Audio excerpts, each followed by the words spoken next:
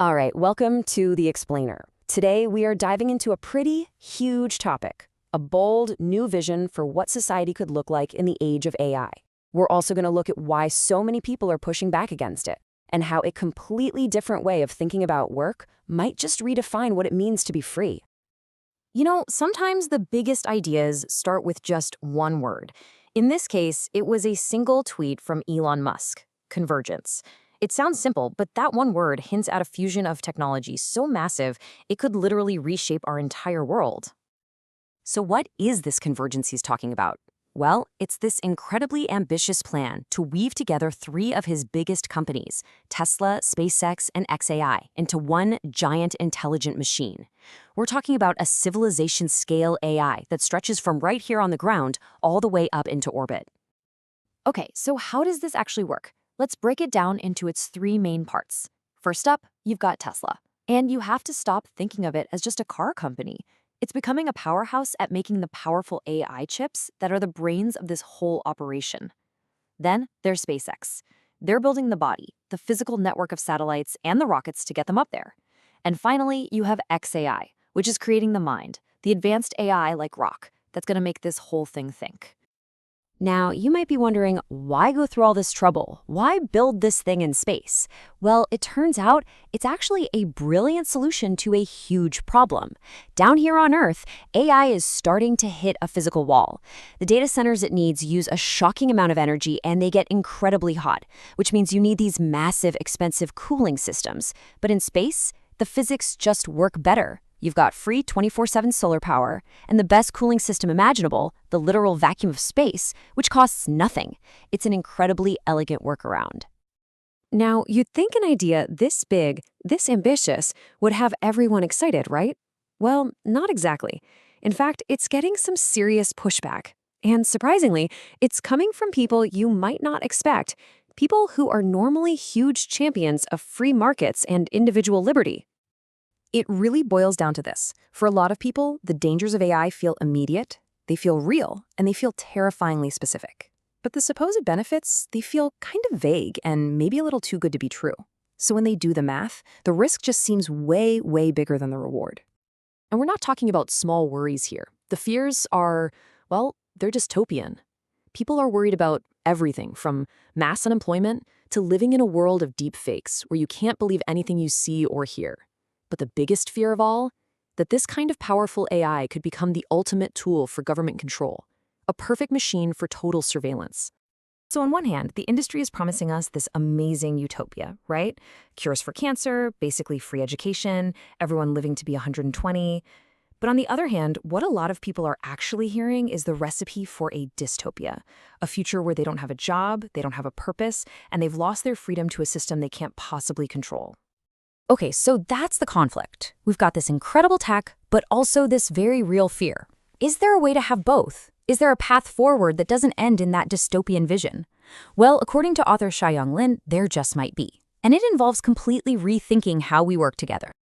At the heart of it is this idea of a modular system. Basically, forget the old top-down corporate structure. Think of it more like building with Legos. Instead of having some vague job title, work gets broken down into these clear, defined modules, like a single Lego brick, with a very specific purpose and a clear outcome. And this example with a rice company makes it super clear. Instead of one massive company trying to do everything from genetics to sales, you break it all down. You have one expert or one small company that's just amazing at breeding new rice varieties. Another is an expert at producing the seeds. Another is an expert at farming it. Each one is a specialist, totally in charge of their one piece of the puzzle. And here's the really cool part. You can just keep breaking these modules down further and further. That rice cultivation module, you could break that down into smaller modules for irrigation, for soil management, for pest control. This means that you can break down huge, complex projects into tasks that are small enough for a single person with a very specific skill to take on.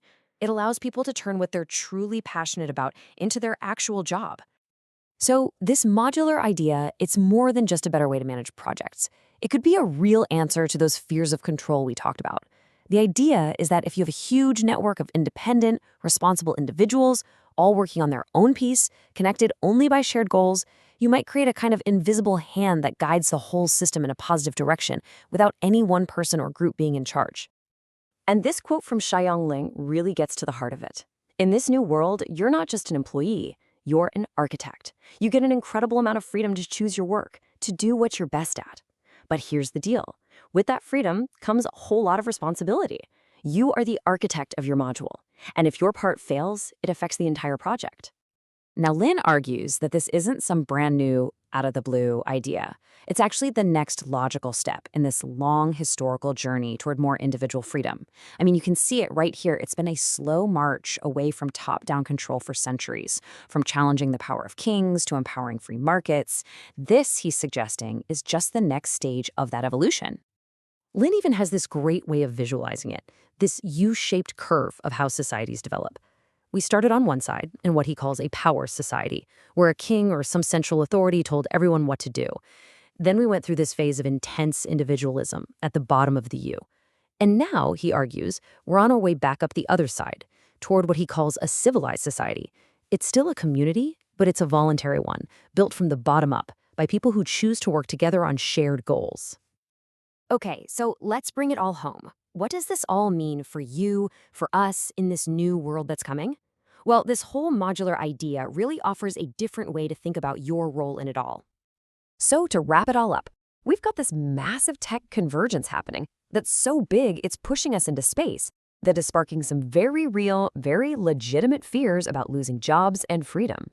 But then, this modular system from Xiaoyang Lin offers a way out, a way to decentralize work, making every single person the architect of their own contribution. It suggests a future where we actually get more freedom, not less, by embracing direct responsibility for our work within a community we choose to be a part of. And that really leaves us with the big question, the one that this new era is going to ask every single one of us. If we live in a future where everyone has the freedom and the tools to be an architect of their own work, what module will you be responsible for? What will you build?